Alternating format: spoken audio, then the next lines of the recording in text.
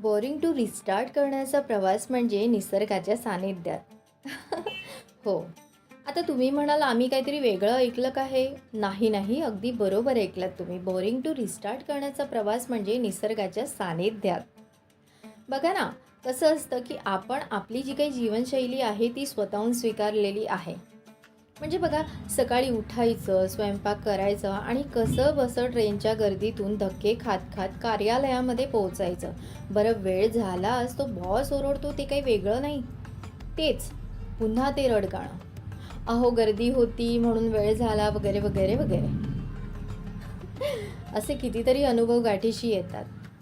आणि पुन्हा मग दिवसभर कामकाज करायचं. बरं, कामकाजाची वेळ संपल्यानंतर पुन्हा ट्रेनच्या गर्दीतून घरी यायचं. घरी आल्यानंतर स्वयंपाक अजिबात करावासं वाटत नाही, कारण आपलं शरीर आणि मनही पूर्णतः थकलेलं असतं. बरं, आपण स्वयंपाक केलास तर जेवण्याची सुद्धा आपली इच्छा नसते.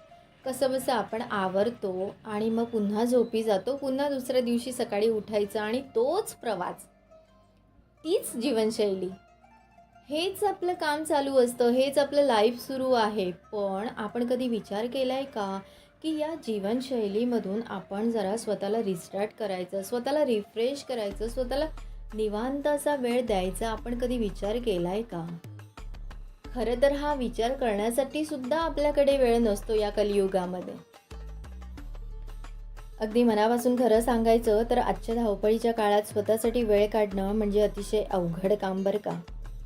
आणि अशा वेळी स्वतःला रिस्टार्ट करून रिफ्रेश करण्यासाठी दुसरं तिसरं काहीही न करता मस्तपैकी एकटं म्हणा किंवा मित्रमैत्रिणींसोबत म्हणा किंवा आपल्याच कुटुंबासोबत एखाद्या जवळच्या निसर्गरम्य ठिकाणी जाऊन आपला संपूर्ण दिवस घालवणे. अर्थातच जसं आपण एखाद्या मित्राला कधीतरी भेटायला जातो ना आनंदाने, आणि मग पूर्ण दिवस त्याच्यासोबत गप्पा-टप्पा करतो, सेल्फीज घेतो, व्हिडिओज काढतो, आनंदाने एन्जॉय करतो. अगदी त्याचप्रमाणे आपण एक दिवस निसर्गाच्या सानिध्यात जायला काय हरकत आहे?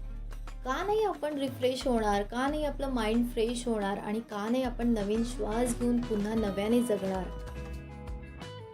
तसं बघायला गेलं तर सर्वांना निसर्ग आपला जवळचा मित्र आहे हे चांगलंच माहीत आहे. बघा ना, शहराच्या गर्दीमध्ये रोजच्या गाड्यांचे हॉर्न आपण ऐकतच असतो. खरं पाहायला गेलं तर ते आपल्याला अगदी नकोसं वाटतं. मग अशा वेळी नीरव शांततेच्या ठिकाणी जाऊन पक्ष्यांची मंजूळ किलबिल ऐकायला काय हरकत आहे? आणि मग आपसुकच स्वतःसाठी अप्रतिम प्रेम निर्माण होऊन कौतुकाने सुंदर वाक्य आपणच आपल्यासाठी हृदयातून बाहेर काढू. ते म्हणजे असे की मी हरवलो होतो या शहराच्या गर्दीमध्ये. मी हरवलो होतो या शहराच्या गर्दीमध्ये, पण आज मी मला नव्याने भेटत आहे. आणि मी नव्याने भेटून आज या आयुष्याचा आनंद खरा कसा आहे ते क्षण मी अनुभवतोय, ते सुख मी आज अनुभवतोय. खरंच आज मला कळलंय की निसर्ग काय आहे, निसर्ग आपला मित्र कसा आहे, की तिथे गेल्यावर, निसर्गाच्या सानिध्यात गेल्यावर आपण अक्षरशः आपल्या भौतिक संसाराला विसरतो आणि शांततेची तृप्ती आपण अनुभवतो. आता तुम्हाला अजून एक आनंदाची गोष्ट सांगू का? ती म्हणजे निसर्गाच्या जवळ गेल्यानंतर आपल्या कुटुंबासमवेत बसून वनभोजन करणं. आता तुम्ही म्हणाल तर आम्ही बाहेर गेल्यानंतर वडापाव, कचोरी वगैरे खातो. छे, याला वनभोजन असं म्हणता येणार नाही, कारण तर आपण हे रेग्युलर खातच असतो दैनंदिन जीवनामध्ये. याला कसलं म्हणता येईल वनभोजन? तसं नाही.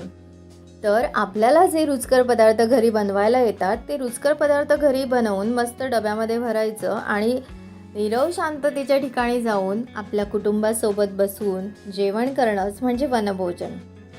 कसली भारी मजा असते त्यात तुम्हाला सांगू. आयुष्यामध्ये असे सुंदर क्षण पुन्हा पुन्हा येत नाही, ते आणावे लागतात.